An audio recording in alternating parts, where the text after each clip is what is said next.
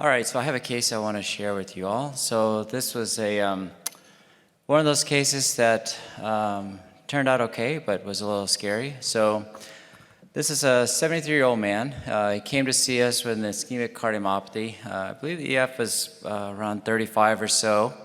And you can see the problem he has there. Not a whole lot of color there, but there was clearly quite a bit of secondary MR in the setting of quite severe LV dysfunction. So he was assessed for treatment with TMVR with the Intrepid device. And so here on the left-hand side, this is the finger poke. So what we're doing is we're finding an appropriate place to cross the left ventricular apex or free wall, which would be perpendicular to the planes of the mitral valve. We're measuring a landing zone, as you can see here in the middle. And then on the right-hand side, this is a sheath coming down the middle of the mitral valve, getting ready to center and deploy the Intrepid prosthesis. So here's the deployment, and these are beautiful images, and Richard Bay, who's in the audience, took these images, and you can see here on the left-hand side, the Intrepid valve, it's nice and circular, but if you look carefully, and I'm sorry, that looks like it's frozen. Let me just go back here. If you look carefully, is there any way you could play that from the back by any chance? The two of the three leaflets are moving, but one is not moving so much. And you can see here on the right-hand side, there is actually a lot of MR. Is there any way you could play the one on the left? Say yes or no. No. All right. Okay. So we're trying to debate, well, what exactly is going on here? Because the valve is positioned, it's in the mitral valve, but there's this incredible MR. And there were some challenges, and what we found, and these are full credit to Richard here, this is the mechanism for the MR. And if you look at this image, what you see here is you see the native mitral valve leaflet, and you see the TMVR device to atrial. And so what's happening is the native leaflet is not allowing the prosthetic leaflet to close. So this is the first time I'd ever seen this, and Richard made this diagnosis. This is mitral leaflet overhang. And so because of this, the leaflet wouldn't close. And so I think this has been well described with TAVR. If you implant a TAVR valve too low, you can get overhang and the prosthetic leaflets don't work. But this is the first instance that I know of that we actually saw with a mitral prosthesis. So what do?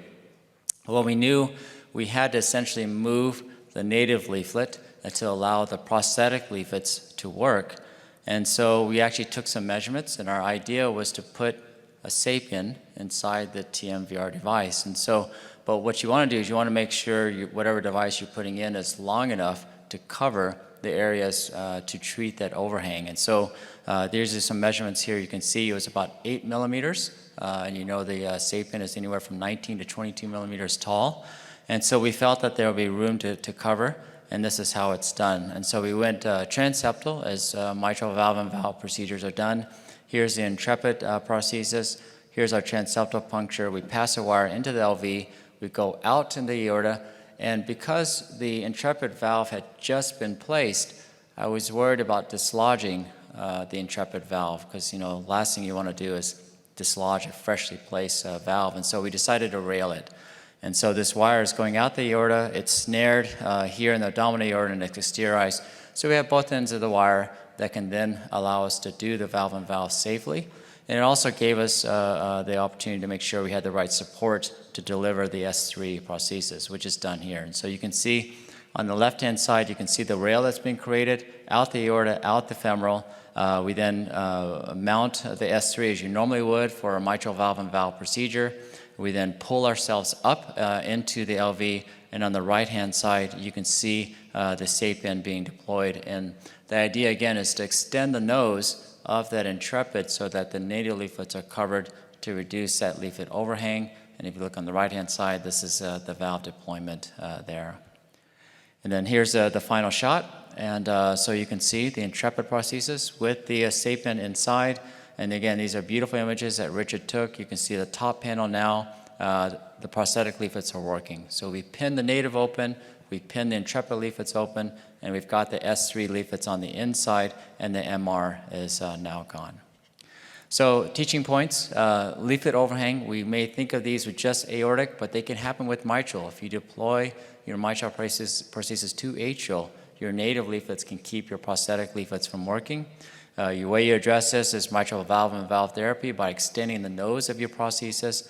I would highly recommend a rail because these are freshly implanted valves. You don't want to dislodge what's already in there, and you want to make sure that you cover the native leaflets that are causing the overhang. So thank you very much.